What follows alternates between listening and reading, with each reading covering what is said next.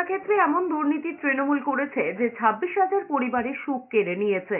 মালদার সভা থেকে এসএসসি চাকরি বাতিল নিয়ে তৃণমূলকে আক্রমণ করেছেন প্রধানমন্ত্রী নরেন্দ্র মোদী। তার কথায়, চাকরির জন্য ঋণ করে টাকা নিয়ে এখন পরিবারগুলোর রুজি রুটি চলে গিয়েছে। যুব সমাজের উন্নতির রাস্তা বন্ধ করে দিয়েছে তৃণমূল। বামেদের প্রসঙ্গ টেনে প্রধানমন্ত্রী বলেছেন, আগে বাম, এখন তৃণমূল শাসনে বাংলার সম্মান ধূলিসাৎ হয়েছে। তৃণমূলের জামানায় শুধু একটাই কথা, হাজার কোটির দুর্নীতি।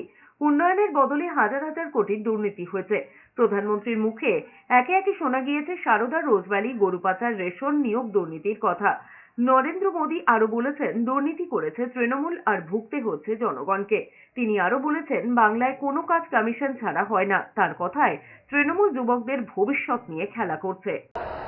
टीएमसी ने 26,000 परिवारों की रोजी रोटी ठप हो गई और कर्ज लेकर के पैसे ला करके जो टीएमसी वालों को दिए थे वो बोझ भी इन हमारे गरीब बंधु बहन के सर पे मर गया। जबकि बीजेपी सरकार है जो केंद्र सरकार में पूरी पारदर्शिता से युवाओं को नौकरी दे रही है।